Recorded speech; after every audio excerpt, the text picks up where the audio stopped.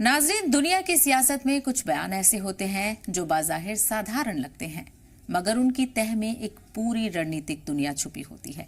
और इस वक्त इंटरनेशनल पॉलिटिकल सर्कल में चर्चा है डोनाल्ड ट्रंप से जुड़ी हालिया तहरीरों और रिमार्क्स की, जिनमें पाकिस्तान की मौजूदा सियासी और फौजी क़यादत यानी वज़ीर आज़म शहबाज शरीफ और chief of army staff Asim Munir के बारे में नरम लहजे की झलक सामने आ रही है। इसे कई एनालिस्ट एक स्ट्रैटेजिक इशारे के तौर पर देख रहे हैं, क्योंकि अमेरिका की फॉरेन पॉलिसी की तारीख बताती है कि लंबे इंटरफेरेंस के बाद अक्सर स्थिरता और क्षेत्रीय टूट-फूट जैसी सूरतें पैदा हुई हैं। इसी वजह से पाकिस्तान की कूटनीतिक पोजीशनिंग एक नाजुक और रिस्क भरा बैलेंस मानी जा रही है। ईरान और अमेरिका के तनाव के बीच कुछ एनालिस्ट इसे इस नजर से भी देखते हैं कि पाकिस्तान की मीडिएशन भूमिका कहीं न कहीं स्ट्रैटेजिक पैगाम का हिस्सा हो सकती है। यहाँ वो मीडिएटर की शक्ल में नजर आता है, लेकिन असल नैरेटिव बड़े सियासी समीकरणों से जुड़ा रहता है। और यही वो नाजुक मोड़ है जहां कूटनीति और रणनीति की लकीर धुंधली हो जाती है। नतीजा ये है कि पूरा मामला अभी भी बेहद सेंसिटिव और अनिश्चित बना हुआ है।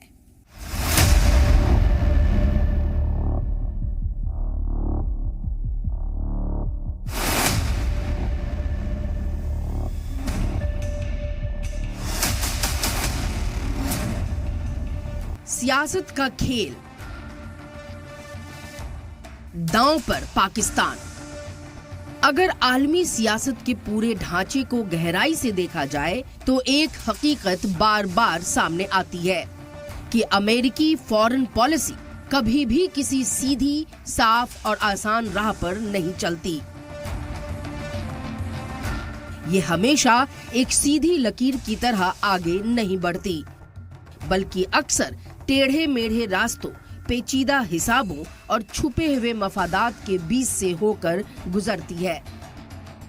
यही वो जगह है जहां रणनीतिक साझेदारियां जन्म लेती हैं, यानी ऐसे ताल्लुकात जो मोहब्बत, भावनाओं या किसी आइडियोलॉजिकल लगाव पर नहीं, बल्कि सख्त मफादात, नेशनल इंटरेस्ट और वक्ती जरूरतों पर खड़े होते हैं। और जैसे ही जरूरत बदलती है, वैसे ही रिश्तों की दिशा भी बदल जाती है।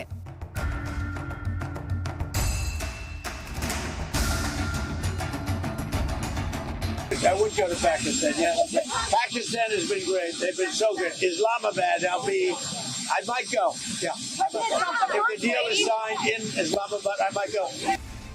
अमेरिका की यही सियासी चालाकी कई मुल्कों के लिए वक्ती सहारा भी बनती है और भविष्य का बोझ भी। कभी सुरक्षा की छतरी और कभी दबाव का नया रूप, क्योंकि यहाँ नीयत से ज्यादा अहम नतीजा होता है और नतीजे अक्सर सामने नहीं आते, बल्कि धीरे धीरे समय के साथ असर दिखाते हैं। इसी तस्वीर में पाकिस्तान हमेशा एक नाजुक मोड़ पर नजर आता है। कभी अहम साथी, कभी फ्रंटलाइन सहयोगी और कभी दबाव का केंद्र। अफगानिस्तान और नेशनल सिक्योरिटी स्ट्रक्चर में इसकी अहमियत इसे लगातार केंद्र में रखती है, क्योंकि ये एक जियो स्ट्रैटेजिक इंटरसेक्शन पर स्थित है, जहां national power interest, global security calculations और स्थानीय रियलिटीज तीनों एक साथ टकराते भी हैं और जुड़ते भी हैं। और इसी पूरे ढांचे में असल सवाल यही पैदा होता है कि क्या ये ताल्लुकात वाकई स्थिरता लाते हैं या फिर अस्थिरता की एक लंबी परछाई छोड़ जाते हैं।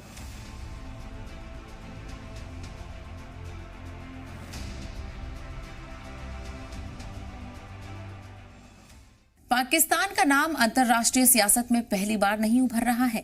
ये वही मुल्क है जो अलग अलग दौर में वैश्विक रणनीतिक समीकरणों का हिस्सा बनता रहा है, मगर हर बार उस भूमिका के साथ नए दबाव भी जुड़ गए हैं। कभी अमन और सुरक्षा के नाम पर, कभी क्षेत्रीय स्थिरता के बहाने, तो कभी ग्लोबल बैलेंस ऑफ पावर के तस्वुर के तहत। लेकिन इतिहास ये भी बताता है कि ऐसी भारी हिस्सेदारियां अक्सर आसान नतीजे नहीं देती और वक्त के साथ ये समीकरण और भी पेचीदा होते चले जाते हैं। कई बार ऐसा देखा गया है कि जहां बाहरी दखल के बाद सुकून और स्थिरता की उम्मीद होती है, वहीं धीरे धीरे अंदरूनी तनाव, सियासी उलझने और लंबे खिंचाव वाले असंतुलन की सूरतें उभर आती हैं। यही वजह है कि आज जब पाकिस्तान एक बार फिर कूटनीतिक राब्तों और क्षेत्रीय समीकरणों के मरकज में है, तो ये सवाल और भी खास हो जाता है कि क्या इस बार ये किरदार एक सीमित और मुतबादिल दायरे में रहेगा या फिर तारीख का वही पुराना सिलसिला किसी नए अंदाज में दोहराया जाएगा।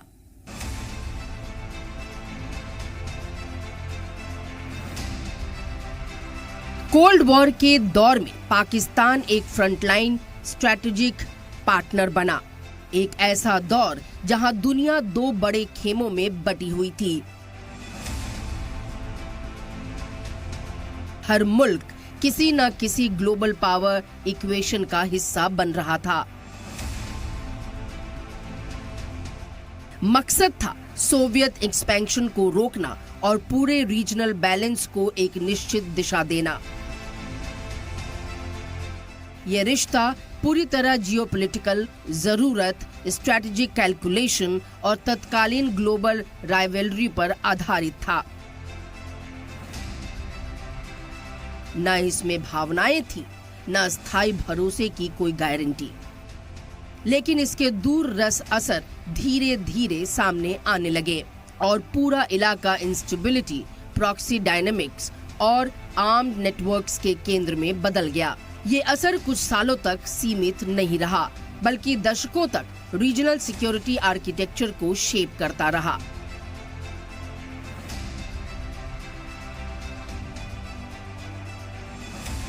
फिर 9/11 के बाद वॉर ऑन टेरर का दौर आया।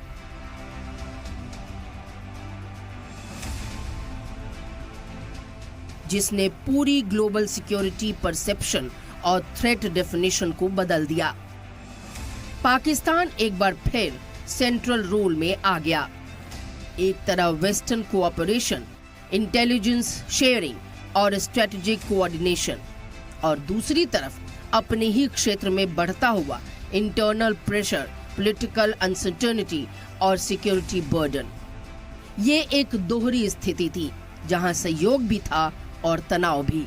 हर नए दौर में एंगेजमेंट भी बढ़ा और साथ ही रिस्क, कॉम्प्लेक्सिटी और अनसर्टेनिटी भी और गहरी होती गई।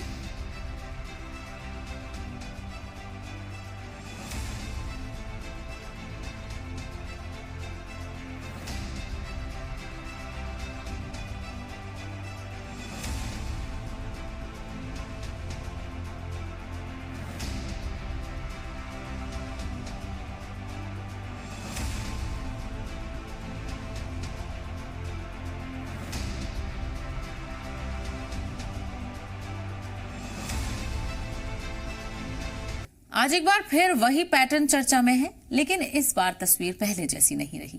दुनिया बदल चुकी है और उसके साथ बदल चुका है सत्ता का पूरा नक्शा। अब मामला सिर्फ सैन्य या सुरक्षा तक सीमित नहीं, बल्कि एक बड़ी जंग का बन चुका है। एनर्जी की कॉरिडोर्स की, ग्लोबल ट्रेड की रूट की और ग्लोबल पावर बैलेंस की।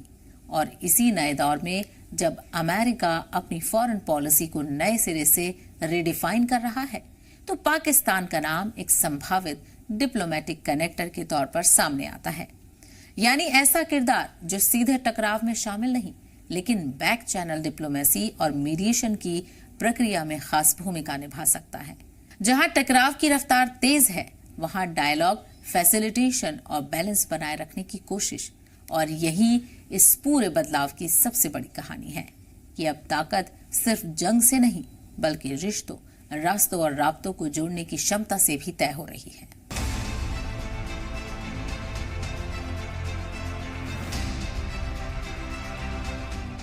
अब सवाल ये है कि क्या पाकिस्तान एक नए पावर सेंटर की तरफ बढ़ रहा है या फिर वही पुराना हिस्टोरिकल साइकिल एक नए जियोपॉलिटिकल चेहरे के साथ दोहराया जा रहा है। जहां बड़ी ताकतें छोटे देशों की फॉरेन पॉलिसी डायरेक्शन को शेप करती है, उनकी प्रायोरिटीज तय करती हैं और कई बार उनकी सीमाएं भी निर्धारित कर देती हैं। जंगबंदी का ऐलान हो चुका, मगर अब उससे भी ज्यादा कठिन मरहला वो देरपा जंगबंदी का है। वो मुज़ाकरात के जरिए उलझे हुए मसाइल को हल करने का है। और ये मरहला, जिसको अंग्रेजी में कहते हैं मेक और ब्रेक के मतवाजी है। पाकिस्तानी की आदत इन मुज़ाकरात को कामयाब कराने के लिए अपनी हद्दुल मकदूर कोशिश खलूस के साथ करेगी। इंटरनेशनल सिस्टम में पावर कभी स्थिर नहीं रहती। ये हमेशा एक बहती हुई नदी की तरह बदलती रहती है, कभी तेज, कभी धीमी, लेकिन हमेशा गतिशील।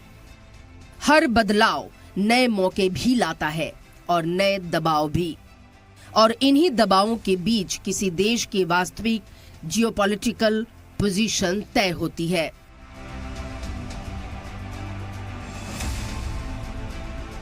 इतिहास अक्सर एक ही सवाल छोड़ता है कि क्या हर नया रणनीतिक इत्तेहाद वाकई एक नई शुरुआत होता है, या फिर वही पुरानी कहानी एक नए लिबास में दोहराई जा रही होती है। और इसी सवाल के साथ कहानी अगले मरहले की तरफ बढ़ती है।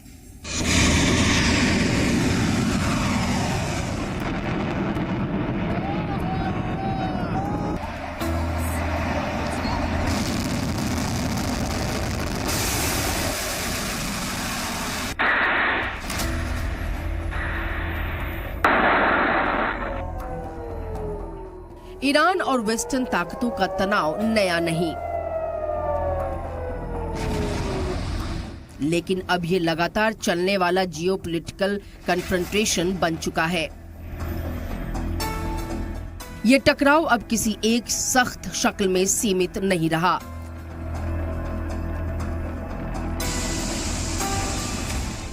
बल्कि धीरे धीरे बदलते हुए एक मल्टी लेयर जियोपॉलिटिकल इक्वेशन बन चुका है।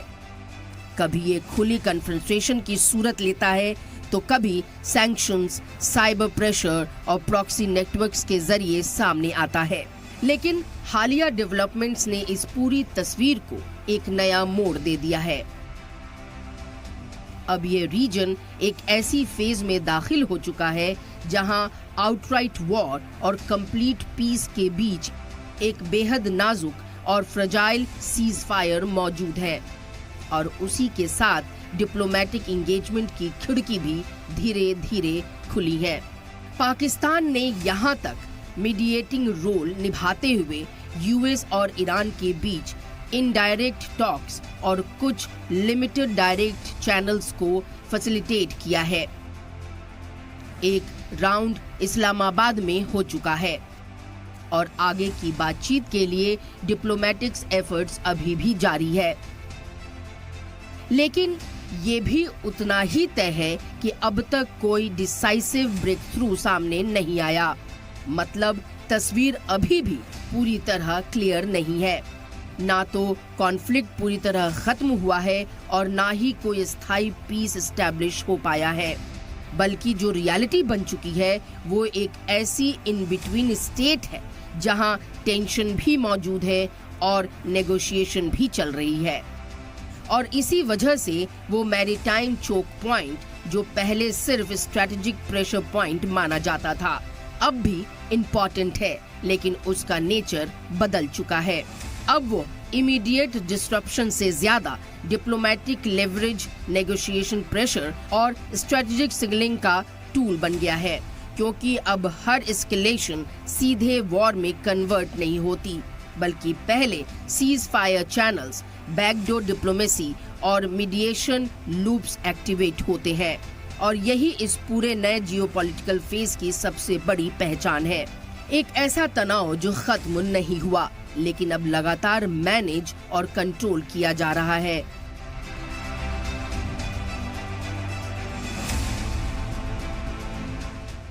जब दुनिया की बड़ी ताकतें सीधे आमने सामने आने से बचती हैं, तो मैदान बदल जाता है। लड़ाई फिर फ्रंट लाइन पर नहीं, बल्कि डिप्लोमेसी, इन्फ्लुएंस और स्ट्रैटेजिक पोजीशनिंग के उस खाली स्पेस में लड़ी जाती है जहां कुछ चुनिंदा देश अचानक खास बन जाते हैं। और इसी शिफ्टिंग जियोपॉलिटिकल गेम में एक नाम बार बार सामने आता है, पाकिस्तान।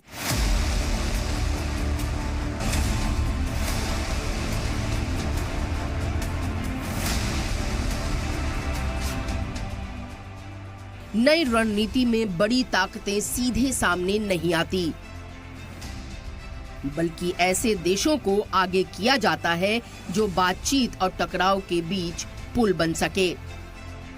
इन्हें कहा जाता है ब्रिज स्टेट्स। पाकिस्तान इस भूमिका में बार बार सामने आता है क्योंकि इसकी भौगोलिक स्थिति इसे एक नेचुरल जियोपॉलिटिकल जंक्शन बनाती है, एक ऐसा मोड़ जहां रास्ते भी मिलते हैं और रणनीतियां भी। साउथ एशिया, सेंट्रल एशिया और मिडिल ईस्ट, तीनों के बीच ये रीजन का बेहद अहम लिंकेज पॉइंट है, जो रीजनल डिप्लोमेसी, ट्रांजिट कनेक्टिविटी और स्ट्रेटेजिक कम्युनिकेशन में लगातार भूमिका निभाता है।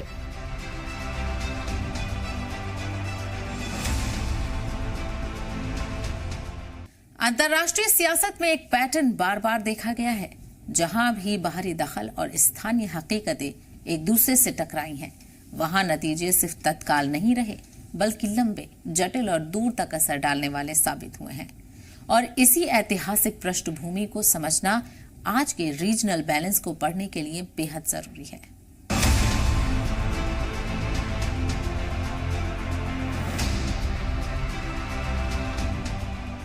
अफगानिस्तान इसकी सबसे बड़ी मिसाल है, जहां बाहरी दबाव ने लंबे अरसे तक अस्थिरता पैदा की और पूरे रीजन की दिशा बदल दी। इराक में सत्ता परिवर्तन के बाद पावर वैक्यूम बना, लीबिया में स्टेट इंस्टीट्यूशन टूट गए और सीरिया लंबे, जटिल और मल्टी लेयर्ड संघर्ष में फंस गया। इन सब मामलों में एक पैटर्न साफ है, बाहरी मफादात और स्थानीय हकीकतें टकराती हैं, जो नतीजे लंबे, जटिल और गहरे होते हैं। और ये असर सिर्फ एक देश तक सीमित नहीं रहता, बल्कि पूरे रीजनल बैलेंस, सिक्योरिटी एनवायरनमेंट और जियोपॉलिटिकल नक्शे को बदल देता है।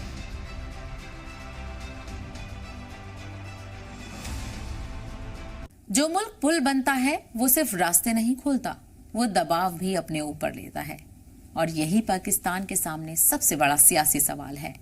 क्या वो सिर्फ एक मध्यस्थ की भूमिका तक सीमित रह पाएगा, या फिर धीरे धीरे बड़े टकरावों के दायरे में और गहराई से खिंचता चला जाएगा?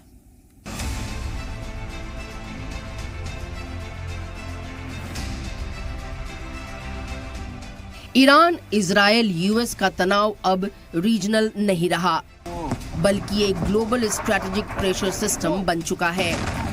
इसी माहौल में ब्रिज स्टेट्स का कॉन्सेप्ट उभरता है, जो टकराव और बातचीत के बीच संतुलन बनाए रखते हैं और एस्केलेशन को नियंत्रित करने की कोशिश करते हैं।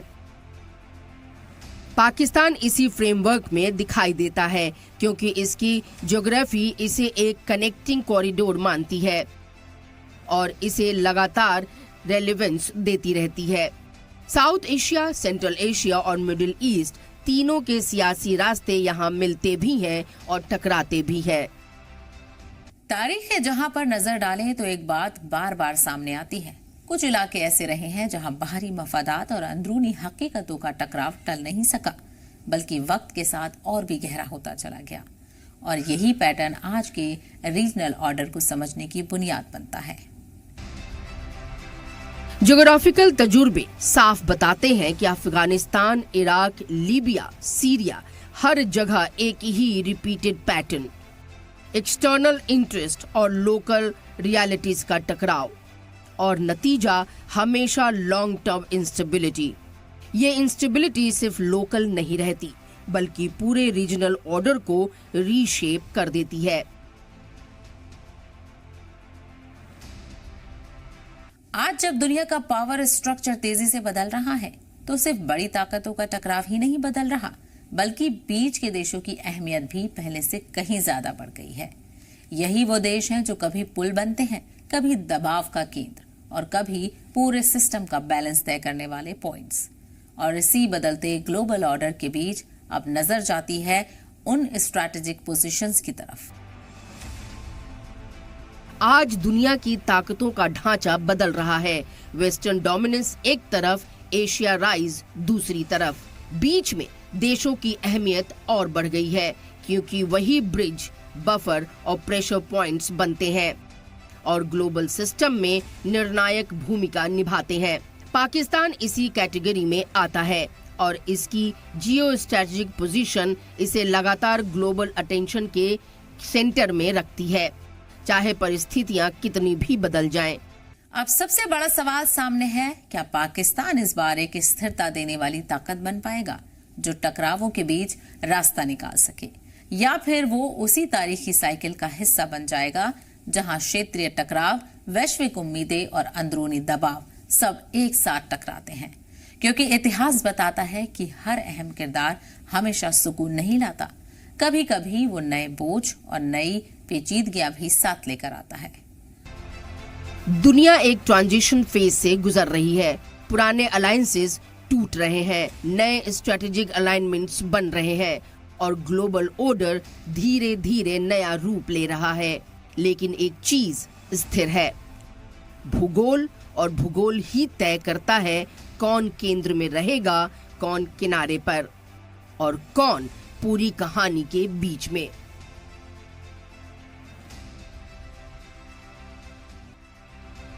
नाजरीन, आज पाकिस्तान सिर्फ एक मुल्क नहीं बल्कि एक जियोपॉलिटिकल सवाल बन चुका है। क्या ये आने वाले वक्त में एक पुल बनेगा जो टकरावों के दरमियान राब्ता और तवाजुन पैदा करे, या फिर खुद एक ऐसे दबाव के दायरे में बदल जाएगा जहां फैसले बाहर होंगे और असर अंदर महसूस होगा? और सबसे बड़ा सवाल यही है, क्या दुनिया ने अपने पिछले तजुर्बों से कोई सबक लिया है, या फिर वही तारीख एक नए रूप में दोहराई जा रही है?